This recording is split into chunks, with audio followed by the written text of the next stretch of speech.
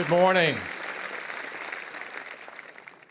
It's so great to see so many of you here today and to have even more joining us remotely around the world. We've closed all of the retail stores in the world right now, and they are all with us as well.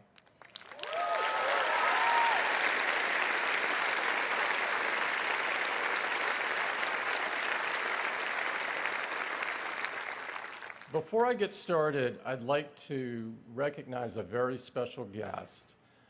Steve's wife, Lorraine Powell-Jobs, has joined us today. Lorraine?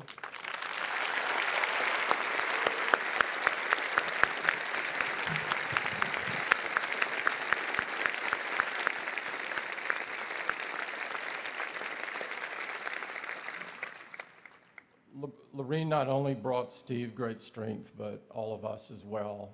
Particularly over the last couple of weeks. As I have, and I know that many of you have, we've been spending a lot of time mourning Steve's passing. The last 2 weeks for me have been the saddest of my life by far. But I know Steve, and Steve would have wanted this cloud to lift for Apple and our focus to return to the work that he loves so much. So it's with that spirit that we wanted to get the entire company together today to celebrate Steve's extraordinary life and the many accomplishments he had across his life. People all over the world have been deeply moved by his passing, and many have spoke of what he meant to them. You've probably seen characterizations. He's been called a visionary, a creative genius, a rebel, a nonconformist, an original, the greatest CEO ever, the best innovator of all time, the ultimate entrepreneur. He had the curiosity of a child and the mind of a genius. All of these are true. And the fact that all of them were embodied in one man is amazing. But for those of us who knew and loved him, none of these words, by themselves or in total, adequately define who Steve was. The way I think of Steve's legacy is to think about the way he lived and what he left for us. He leaves us with what he did, what he said, and what he stood for. He did some amazing things, and he himself once said, to get to work on one revolutionary product in a career is extraordinary. By my count, he worked on 6. The introduction of the Macintosh in 1984 revolutionized personal computing and desktop publishing. And the ad that ran during the Super Bowl to launch the product set a benchmark for advertising that is still widely held today as the best ad of all time. With iPod and iTunes, Steve reminded all of us of our love for music, changed the way the world listens to music, and along the way, changed the entire music industry. The iPhone revolutionized the mobile phone industry and redefined what a smartphone should be. The iPhone would become the best-selling smartphone in the world, and many people around the world today can't imagine their lives without it. And just last year, with the introduction of the iPad, Apple jump-started an entirely new product category that no one thought they needed, and now no one can live without. And along the way, he created the best animation studio called Pixar and taught us that cartoons weren't just for kids. And if that wasn't enough, he initiated a retail strategy for Apple that would set a benchmark for all retailers around the world to strive for. Throughout his life, he said truly profound things that have provided me and so many others a guiding light. He said, simple can be harder than complex. You have to work hard to get your thinking clean to make it simple. But it's worth it in the end because once you get there, you can move mountains. He said, technology alone is not enough. It's technology married with liberal arts, married with the humanities, that yields us the result that makes our hearts sing. He said, if you do something and it turns out pretty good, then you should just do something else wonderful, not dwell on it for too long. Just figure out what's next. And finally, he said, my model for business is the Beatles. They were four guys who kept each other's kind of negative tendencies in check. They balanced each other, and the total was greater than the sum of the parts. That's how I see business. Great things in business are never done by one person. They're done by a team of people. I personally admire Steve, not most for what he did or what he said, but for what he stood for. The largest lesson I learned from Steve was that the joy in life is in the journey, and I saw him live this every day. Steve never followed the herd. He thought deeply about almost everything and was the most unconventional thinker I have ever known. He always did what he thought was right, not what was easy. He never accepted the merely good. He would only accept great, insanely great. He valued beauty in everything and insisted that everything that Apple do be beautiful. He believed the future does not belong to those who are content with today and pushed himself incredibly hard and those around him to achieve more. This is the way he lived, and these are the things he leaves us: what he did, what he said, and what he stood for. But there is one more thing he leaves us. He leaves us with each other, because without him, Apple would have died in the late 90s, and the vast majority of us would have never met. Other than his family, Apple would be his finest creation. He thought about Apple until his last day. And among his last advice he had for me and for all of you was to never ask what he would do. Just do what's right, he said. He said he saw Disney paralyzed after Walt Disney's passing, as everyone spent all of their time thinking and talking about what Walt would want. And he did not want this to occur at Apple. When Steve came back to Apple, he wanted to create an ad that would reestablish and remind us of our core values and beliefs. And it was meant more for the employees of the company than for the customers of the company. We didn't have any great new products to talk about yet, as those would come a year later with the iMac.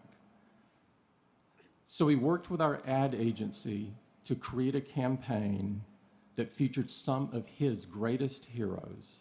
Steve was involved in carefully crafting every word of this ad, and these words touched the bottom of his soul.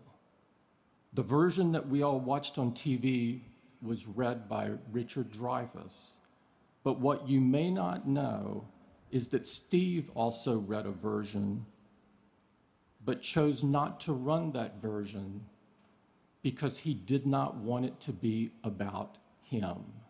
He wanted it to be about Apple. I personally heard this version for the first time after he passed away and was very deeply moved by it. And I would like to play the audio of The Crazy Ones as read by Steve so you can hear the words he wrote and in his voice.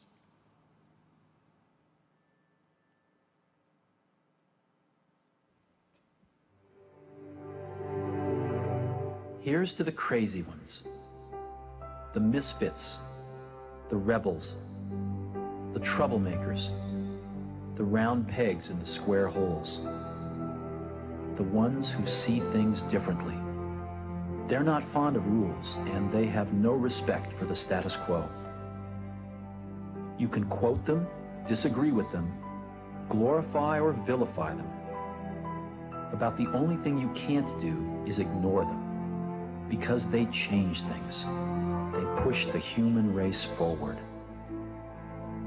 While some may see them as the crazy ones, we see genius. Because the people who are crazy enough to think they can change the world are the ones who do.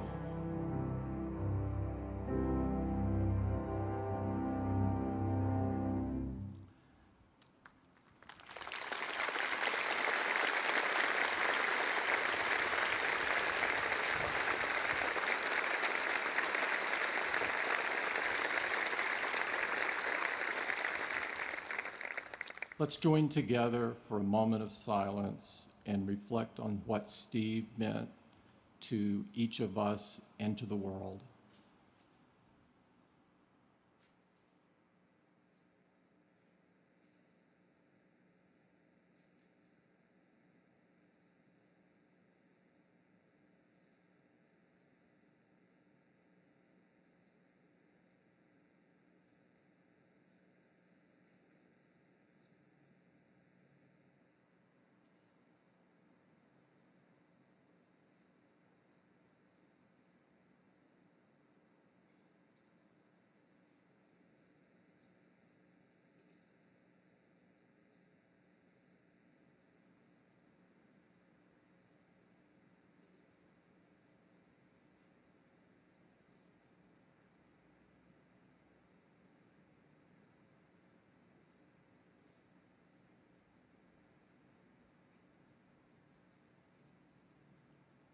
Thank you. You know, looking out at everyone, Steve would have loved this. I can tell you that. I'd now like to introduce the next speaker. Bill Campbell was a longtime executive of Apple. Many of you know Bill. He's been a member of our board of directors since 1997, since Steve returned, and he is a very dear friend of Steve's. He is someone Steve often reached out to for advice and counsel, and his contributions to Apple and to the many individuals in Apple have been countless. He is fondly known as the coach, from both his days at Columbia as head football coach, his tireless efforts supporting local sporting teams, and his unselfish mentoring of so many of Silicon Valley's executives. We are thrilled that he's with us today. Bill?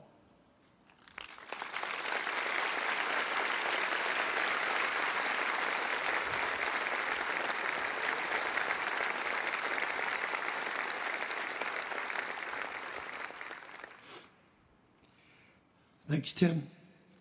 Wow. Wow. I'm humbled by this. Humbled for the opportunity to have my time to talk about Steve, my friend. I came to Apple in 1983. I had been at Kodak in Europe. I worked almost immediately with Steve and his team on the Mac. Oh my goodness, what an experience. Steve challenged everything, forced me to have answers as to why. Experience didn't matter, great ideas mattered. Nothing is what it was. Not because he wanted it to be different. He just wanted it to be better. He wanted it to be great. Everything we did, every ad, every retail communication, every detail in every product, inside or outside, I learned, and I learned from him. When I was in sales, he wanted the sales organization changed. He wanted the people in the sales organization to look like the rest of us. We had manufacturers rep firms that he was unhappy with. And we made a change in the summer and hired 400 people that matched his sense of what kind of people should be at Apple. Think about the brilliance of the Macintosh, the difficulty we had in getting it accepted. Think about the things that he did to make sure that the Macintosh was accepted in universities. The Apple University Consortium committed Macintosh penetration for generations. Tim mentioned desktop publishing, laser printer, PostScript, his fanatic approach to fonts, desktop publishing. Then the Mac stalled. Scully pushed him out the door. He was gone. Tragic. Apple. Apple was done. I left shortly after. We've always kept in touch. When he was at Next, he used to challenge me all the time. Why are you still there? Taking your first class travel in limos to the airport. Get the hell out of there. Do something important. During that time, he met Lorraine, and it changed his life. And all of us here now participated in a miracle. Apple bought Next. He was back. And he allowed me to be part of it. August 1997. Then I learned even more. He changed. Yes, he had been charismatic, passionate, brilliant. But I watched him become a great manager, and I learned from that. Detailed in everything. Products, of course, but the way he ran the finance organization, what he did with operations, logistics, and having Tim there, somebody that shared his vision of how an operation should be run, made us all better. You read all about this last week. Those things that he saw things that others couldn't see. He had an incredible mind. Conceptual, logical. Think about the great things that Tim mentioned. Apple stores, iPod, iTunes, iPhone, iPad. He dismissed as arrogant the technology leaders in the world who thought that we were all stupid because we couldn't use these devices. And he said, we're stupid if they can't use these devices. He saw the future. We'd walk and he would talk about things that I could never even conceptualize. And nothing would deter him. He pushed everyone. He pushed me, pushed the board constantly. What a leader he became. He hired great people. And they did the same. And look, right, left, front, back, you're it. The results counted. You are the people who made this happen. It's a company without politics.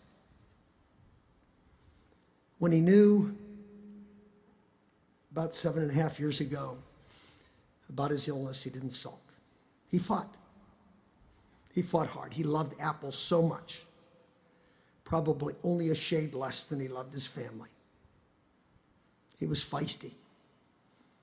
He challenged us all. He liked, he loved, he gave. He learned. He taught us all. He demanded excellence in everything he created. And in those 7.5 years, As he became more vulnerable, he made sure that those that he loved, those were closest to him, knew it. To those people, he exuded the phenomenal warmth, humor. He confided, he shared. A true friend. Yes, I'm a member of the board, and he loved his board. He did. And when he wanted to step down as CEO, he wanted to do it personally. He came in to talk to us. And then he stayed for the board meeting, the presentations that were going on. And he always had that wonderful warmth with us that we just were so attracted to him by. Scott Forstall was demoing the new phone. And he was demonstrating Siri. And Scott did it a couple of times, and Steve was across the room, and he said, "Let me have that phone." And Scott said, be careful now. I have this pretty much attuned to my voice. Give me the phone." So Scott goes around and hands him the phone. Steve asks a couple of benign questions, and then he says, "Are you a man or are you a woman?" And Siri came back and said, "They have not assigned me a gender, sir."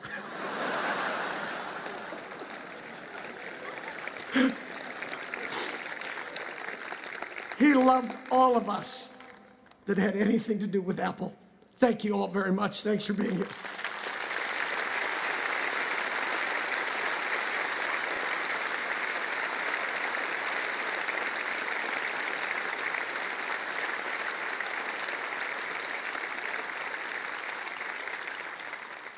Thank you, Bill. That story on Siri is true. I witnessed that, by the way. That is not a made-up story. We are blessed today to have two really special musical guests to pay tribute to Steve. Our first is someone who Steve fell in love with her voice and her music even before she won 10 Grammy Awards and sold 40 million albums. We are so lucky she took time today to spend time with us and honor Steve. Please join me in welcoming our friend, Nora Jones.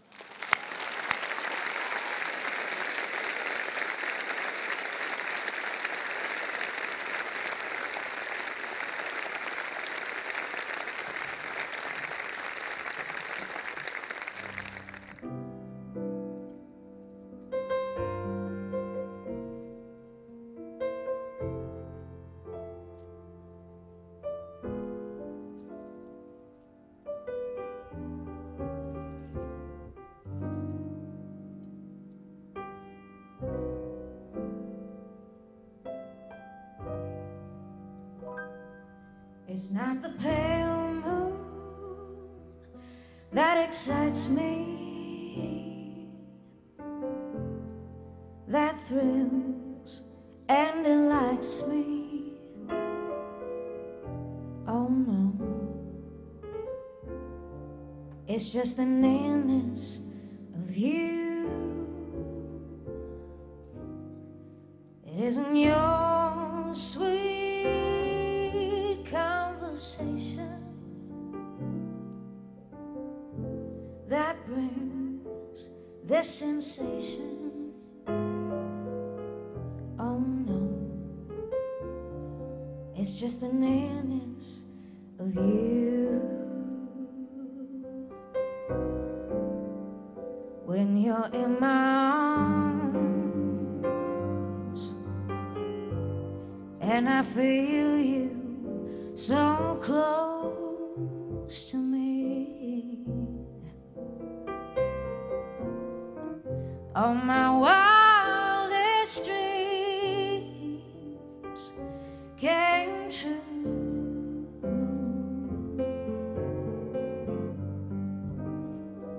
I need no soft lights to enchant me.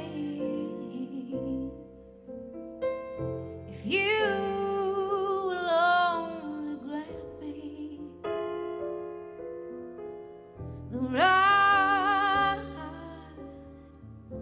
to hold you ever so tight, and to feel in the night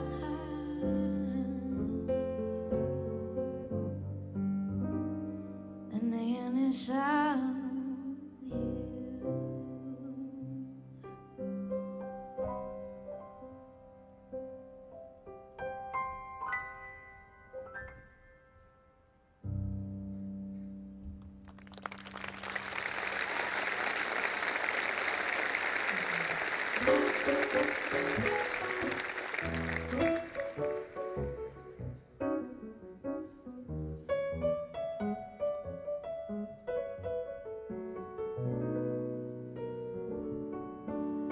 If I were a painter, I would paint my memory. If that's the only way for you to be with me, we'd be there together, just like we used to be, underneath the swirling skies for all to see. And I'm dreaming of a place where I could see her face, and I think my brush would take me there, but only if I were a painter and could paint a memory. I'd climb inside the swirling skies to be with you.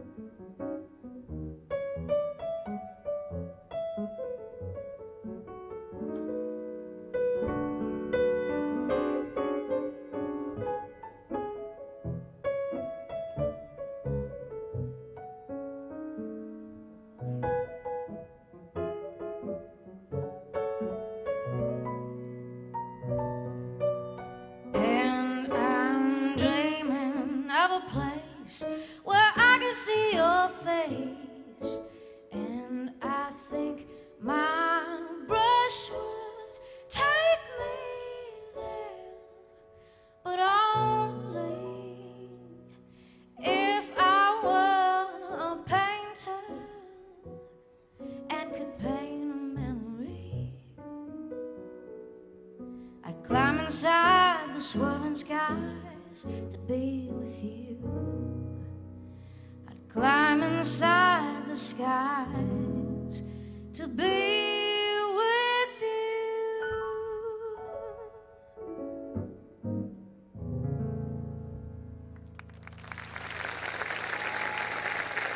Thank you. Steve was a music lover, I think we all know that, and he was always very kind to me.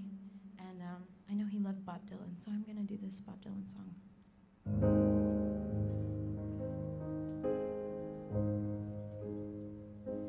May God bless and keep you always. May your wishes all come true. May you always do for others and let others do for you.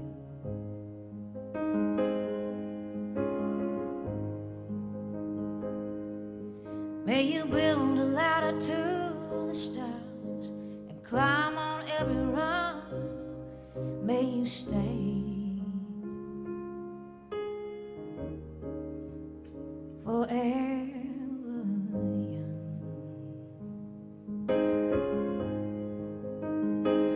Forever young. Forever young. May you stay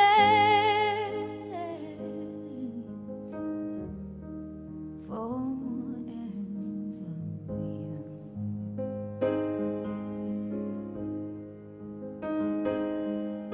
May you grow up to be righteous. May you grow up to be true. May you always know the truth and see the light surrounding you. May you always be courageous, stand upright and be strong. May you stay forever young.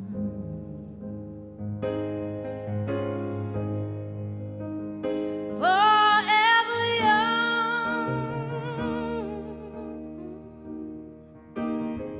Forever young.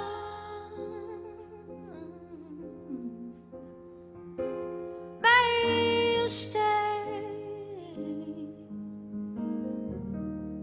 forever young.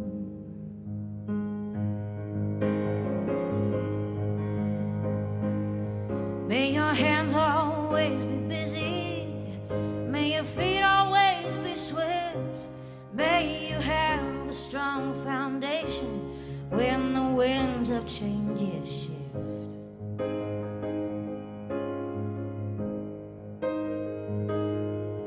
May your heart always be joyful, and may your song always be sung, and may you stay forever young.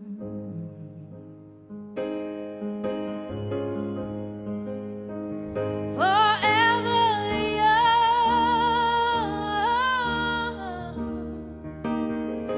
Forever young.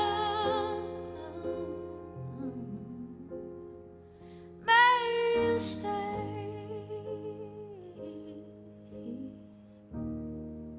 forever young.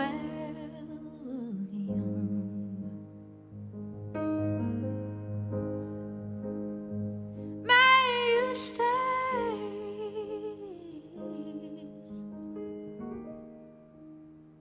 forever young.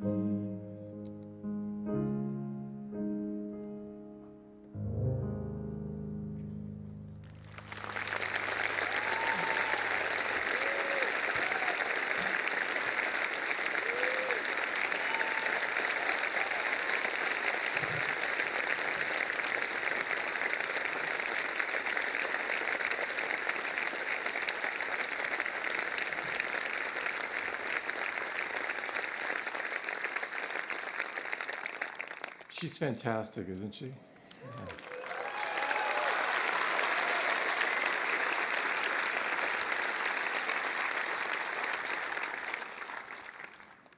Steve built one of the best board of directors in the world and asked former Vice President Al Gore to join a little over 8 years ago. As many of you know, Al has been a champion for our environment for almost 40 years, well before it was cool to do so, and was awarded the Nobel Prize in 2007 for these efforts. He's been a very important advisor to Apple and a very good friend to the Jobs family. Please welcome former Vice President of the United States, Al Gore.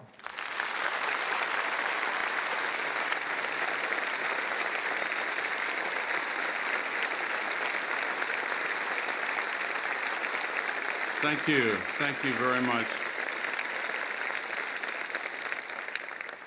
Thank you very much, Tim, and to all of you. It is a beautiful sight from up here to see all of you in this beautiful space on this beautiful day. Lorene, we are all here for you as well, and God bless you and your family. You all know the story of Steve Jobs. You know the extraordinary life he lived. You were part of it, each in your own way, every single one of you.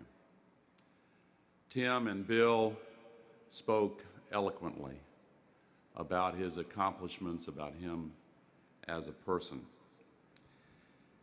I want to spend just a few minutes talking about the emotions we've all felt and the outpouring that we've all experienced coming from all over the world, and what that wave of emotion means for Apple and what it means for each one of you.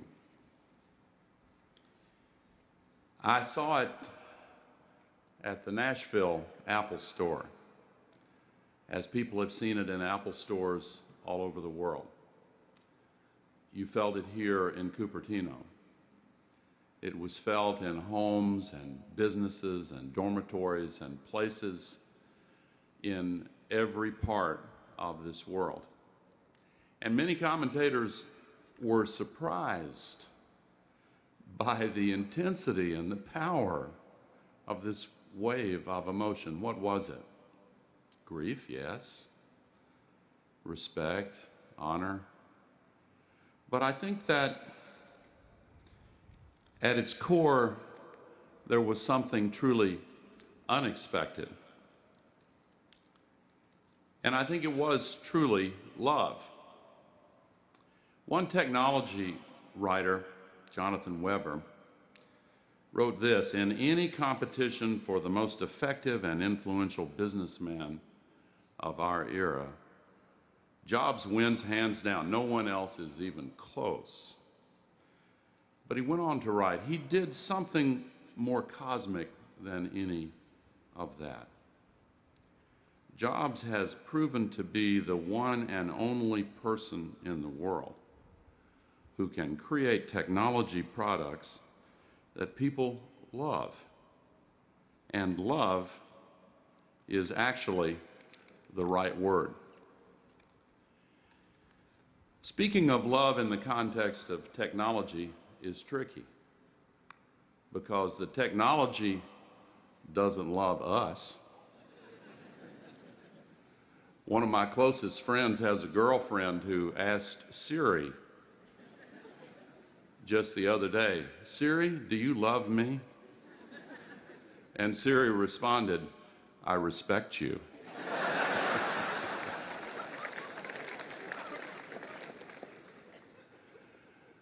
But people can experience love in the use of technology that erases the barriers between them and what it is they want to connect to. These notes that were posted at the stores and here at headquarters and in various places are displayed, some of the messages, on these screens around the plaza here. And I was transfixed walking over just by one of them, one right after another. I'm sure many of you have read them. And I collected a few of them. Mary Beth wrote, "Steve, we love you. Thank you for everything you have done for us." Francisco Valenzuela Huerte from Santiago, Chile, wrote, "In this picture you can see my grandma, who died of cancer a month ago, using a MacBook Pro to talk for the last time to my sister, who is living in Belgium. My grandmother wasn't into computers at all, but she was pretty much able to communicate with ease with her granddaughter, thanks to the intuitive technology developed and inspired by Steve Jobs." A mother wrote of her 4-year-old, "Thank you, Steve, for creating a product that brought my 4-year-old daughter into the world of technology. My iPhone was the first device she learned to use, and she loves using it to this day. I will think of you every time I see her face light up while using your product." Charles wrote, "We love you, Steve. Enjoy watching us on cloud." When he left us, he took with him the love of millions of people. And I think that the love that people felt for Apple came in part because of the love that went into perfecting products that erased the barriers. Some of you may have seen an article a few weeks ago by a neuroscientist who wrote in the New York Times how he had begun studies with the brain scanning machines to explore whether or not technologies like the iPhone and the iPad are addictive. And to his surprise, he found no, the parts of the brain that lit up were not those associated with addictive behavior. What happened instead was that there was a flurry of activity in the insular cortex, and he wrote, exactly in the areas that are activated by the experience of love. Many have noted the irony that millions heard the news or read or saw the news of Steve's passing on their iPhones or iPads or iPod Touches or on their Macs. And if that emotion was activated in their hearts, there are in that sense millions of pieces of Steve Jobs' heart out there all over the world. You have helped in important ways to create the joy and love that people associate with what Apple does. So what of the future? Beginning 6 or 7 years ago, in every single board meeting, Steve began to devote the same intense focus he contributed to everything else to preparing for the time when he might, as he said, retire and become chairman. He put it in different ways, but what he meant was he knew that he had to prepare the succession. And he spent so much time with Tim Cook, talking with him, as Tim said, about how he shouldn't ask what Steve would do. But he gave essentially the advice he gave in that magnificent commencement address at Stanford: follow your own inner voice. He has prepared and groomed the executive team to continue. They are the best in the entire world, bar none. And so are you. They and you have already proved it, and they and you will prove it again and again. If you love Steve, as I did, and if you are part of Apple, as I am, then you understand deep in your heart already what you must become, as Steve also put it. And you know that the best way to fully express and animate that love is to direct its flow full force into the creativity and passion that lives inside the insanely great products that you design, engineer, manufacture, and market. The ones that are connecting with the hearts and minds of millions of people today, and the new ones soon to come that millions of people will fall in love with all over again.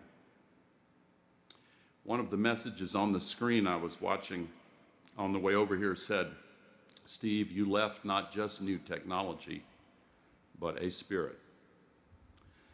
Steve's spirit lives in that love that people all over the world have for the work that you do. Of all his creations, the iPod and iTunes, the Mac, the iPad, all of them, I believe the greatest is Apple. So keep and nurture the commitment to true, uncompromising excellence that is Apple. Keep on skating to where the puck will be. Keep on listening to your own inner voice. Keep on insisting that good is not enough, that even great is not enough. Keep insisting that Apple products truly be insanely great. Keep making what people don't even know yet will transform their lives for the better. Products that they will fall in love with over and over again. You are part of a rare and precious group of men and women who have the privilege of giving the world a chance many times every day to feel the love for what they do. Tim mentioned that the Beatles were the business model for Steve, so I want to end with a quote that I heard in a new way. And in the end, the love you take is equal to the love you make.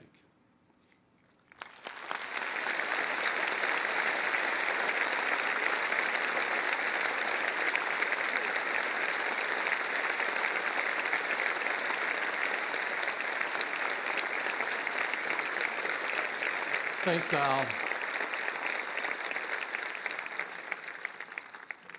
Johnny Ive, who really needs no introduction in front of this group, our Senior Vice President of Design, and Steve shared a very special relationship, both personally and professionally. They were very close friends, and many of you probably saw them having lunch together in Cafe Max, talking about the latest product ideas. Johnny's been with Apple for almost 20 years, leading the best design team on the planet, and has contributed to our most innovative products. Johnny has some things he'd like to share with you today. Johnny?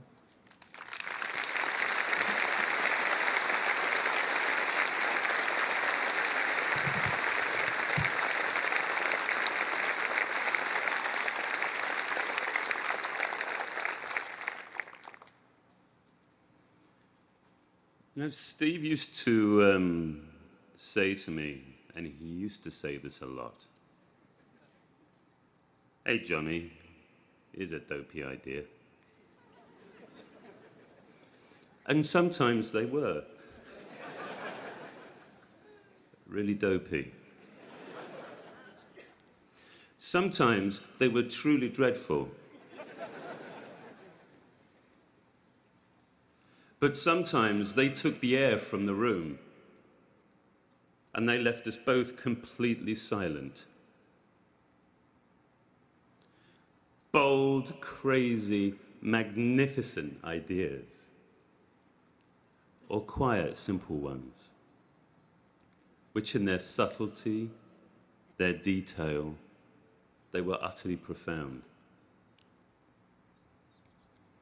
And just as Steve loved ideas and loved making stuff,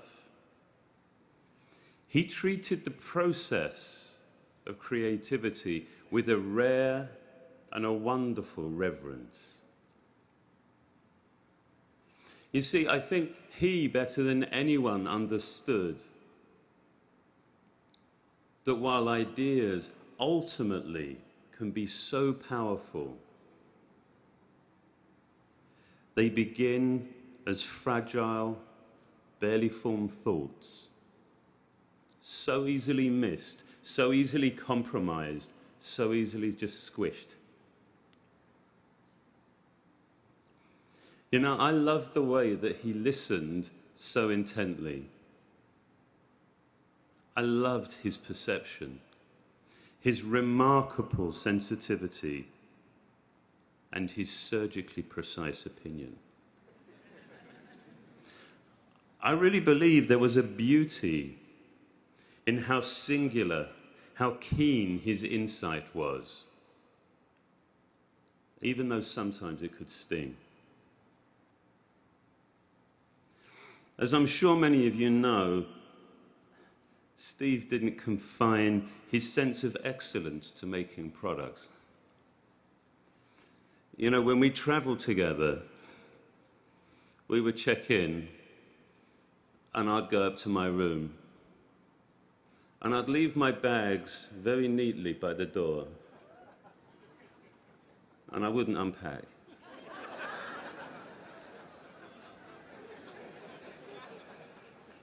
And I would go and sit on the bed.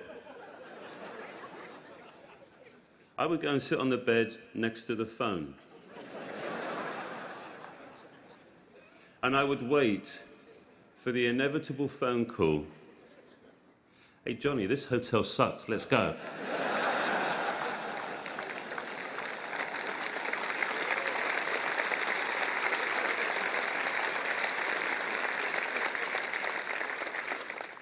He used to joke that the lunatics had taken over the asylum as we shared a giddy excitement, spending months and months working on a part of a product that nobody would ever see, well, not with their eyes.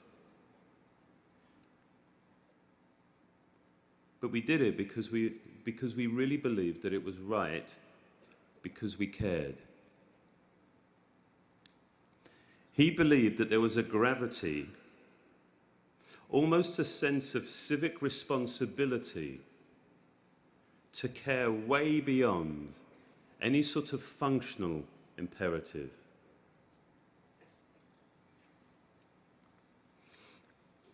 Now, while the work hopefully appeared inevitable, appeared simple and easy, it really cost. It cost us all, didn't it? But you know what? It cost him most. He cared the most. He worried the most deeply. He constantly questioned, is this good enough? Is this right? And despite all his successes, all his achievements, he never presumed, he never assumed that we would get there in the end. When the ideas didn't come,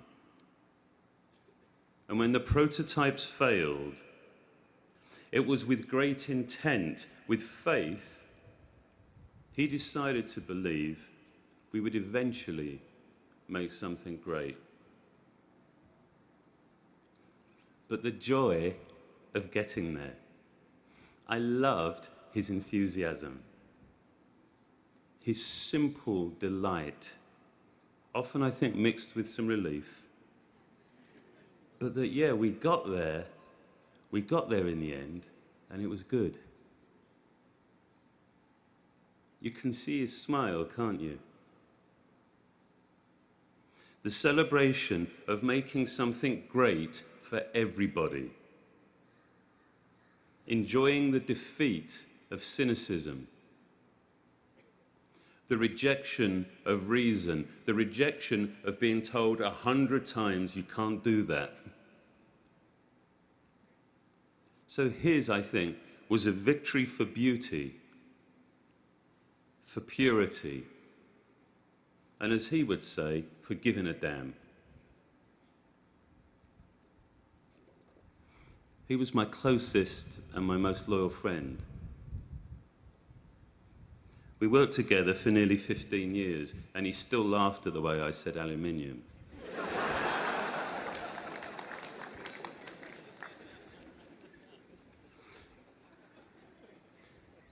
For the past 2 weeks, I think we've all been struggling to find ways to say goodbye. This morning, I simply want to end by saying thank you, Steve. Thank you for your remarkable vision, which has united and inspired this extraordinary group of people. For all that we have learned from you, and for all that we will continue to learn from each other, thank you, Steve.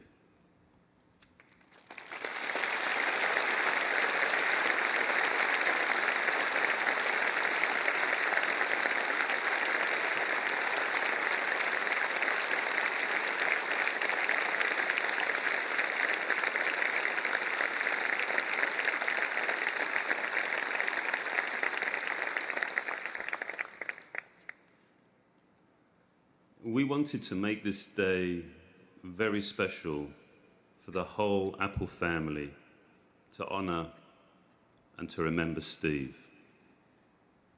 Now, our next guests have made Herculean efforts to be with us here today.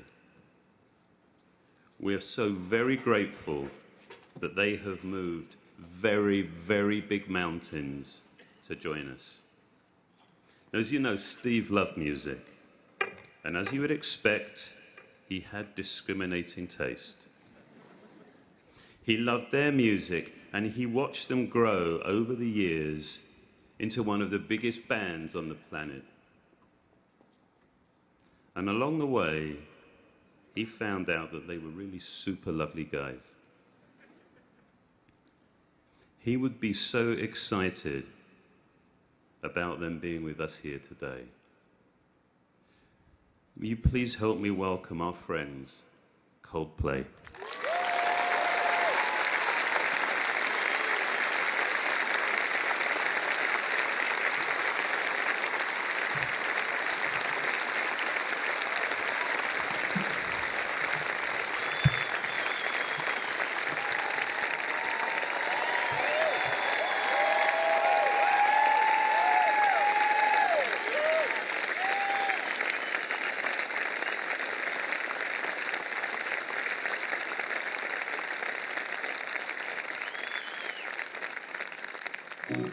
Thank you so much, everybody. What a treat to be here.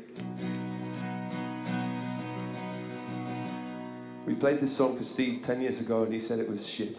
He said we'd never make it.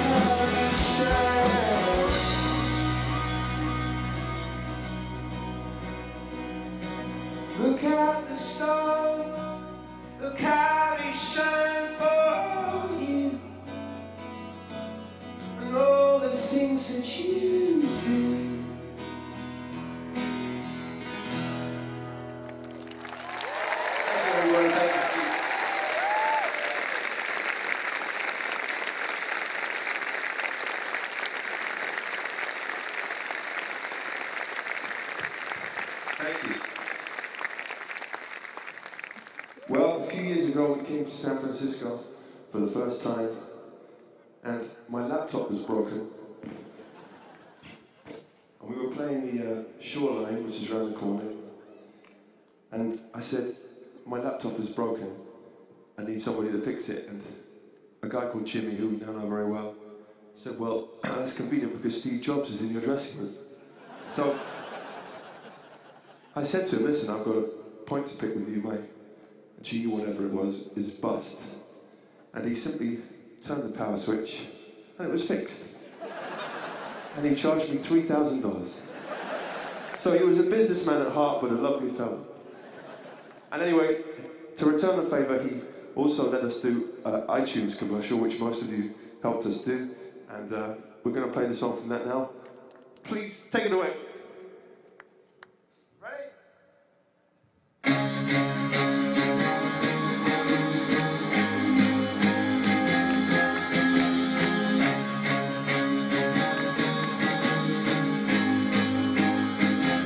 I used to rule the world. Seas would rise when I gave the word. Now in the morning I sleep alone. Sweep the streets I used to own.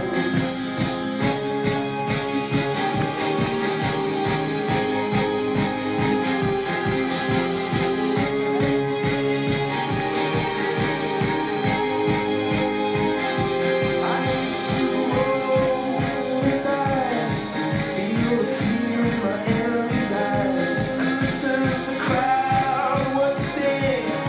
Now the old king is dead, long live the king. One day I held the key. Next the walls were closed on me. I discovered that my castle stand upon pillars of salt, pillars of sand. I hear cheers and the bells are ringing. My Roman cavalry choirs are singing. Lean on you, my sword and shield, my missionaries in the foreign field. For some reason I can't explain what seemed done, there was never an honest word. That was when I ruled the world.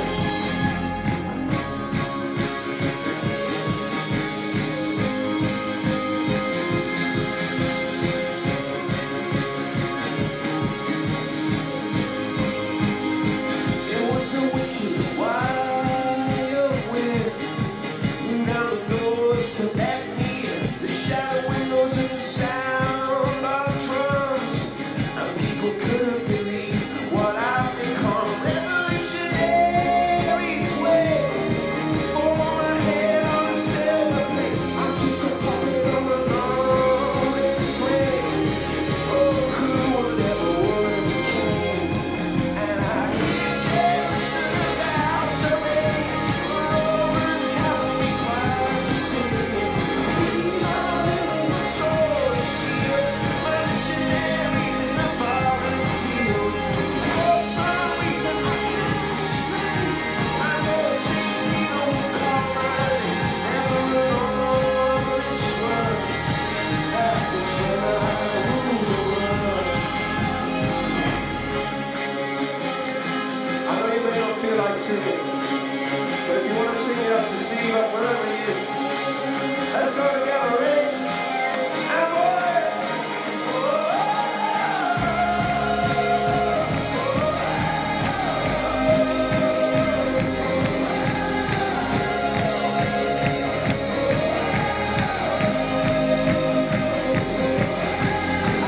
Cheers and the bells are ringing. Roman cavalry choirs are singing. Lean on my sword and shield, my missionaries in the foreign field. For some reason I can't explain, I know St. Peter will call my name. Never an honest word. That was when I ruled the world. Hope you can hear us now.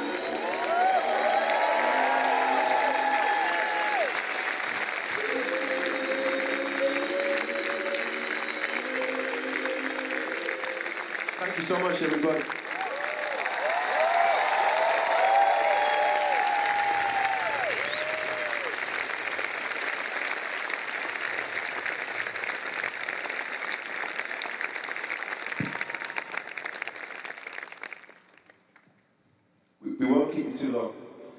Steve wants you to get back to work. I'm going to name drop in a big way now. Last week we were in South Africa, and the news came through about Steve, and everybody was very sad, of course. And it happened that the big man himself, not God, Bonne, was in South Africa also. And we talked about Steve a lot and how much he'd been gracious to both of our bands. And this is called Fix You.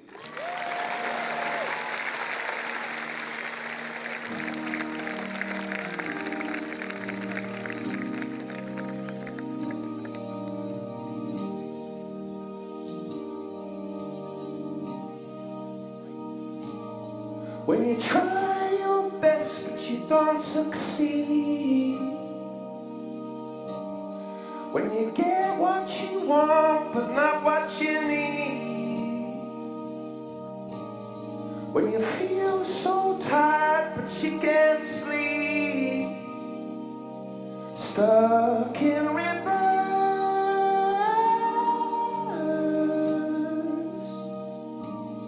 when the tears come streaming down your face,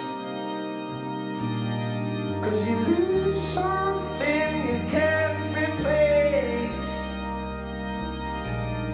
when you love someone but it goes to waste, what could be worse?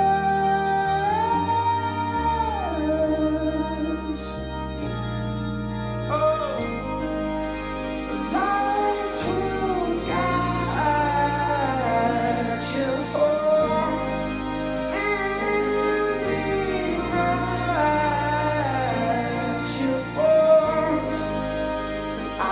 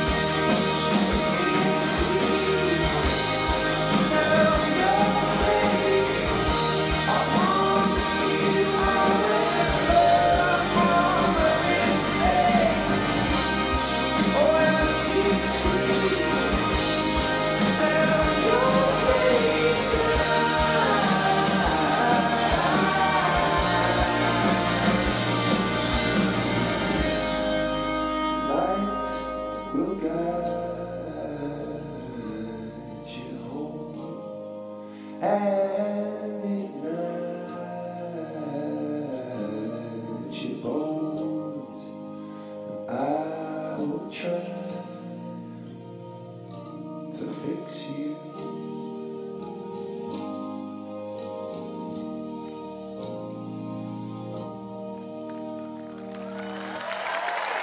Thank you, everybody.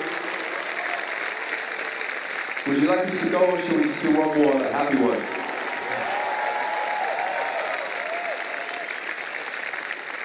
I don't know if that was a yes or a no, but we're going to stay. Okay, well, this is our last song, and then we'll leave you to it. Thank you so much for having us, and I know it's an emotional day for everybody, for us too, and this is our last song. This is about grabbing every day and treating it like your last, which I think Steve embodied more than anybody. That's all. Goodbye. Have a great day.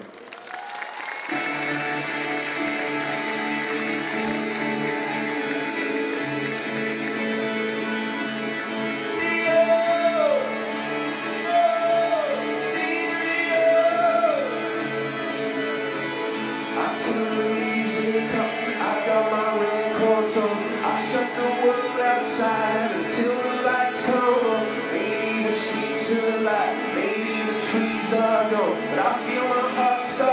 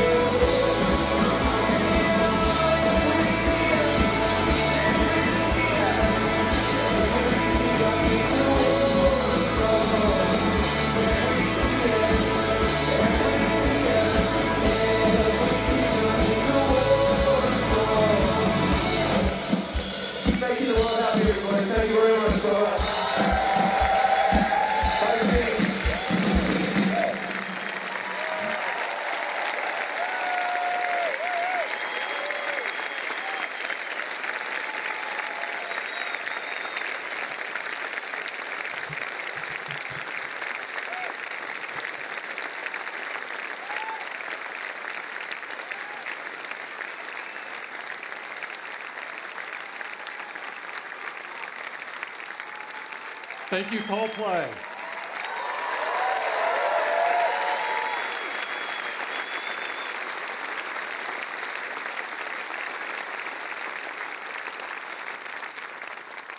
That's a tough act to follow. Steve made our world a better place, and he left his fingerprints all over society, all over the world. He also leaves behind a company that only he could have built, and a spirit that will be the foundation of this company forever. There's no words in the Webster that will express the sadness or our gratitude for the opportunity to have worked with the world's best genius. Steve, we will miss you forever, and we will honor you and your memory by dedicating ourselves to doing the work that you love so much. I am so glad that we could get everyone in the company together today for this very important day. Steve would have loved it. It would have been important to him. It's very important to the leadership team, and I know that it's very important to you. Before we close, I'd like to really thank Katie and her team for pulling off an incredible event. And Phil and Hiroki's team, and Eddie's team for getting this incredible entertainment, and Johnny and the love that he put into the event, and Johnny, Al, and Bill for speaking.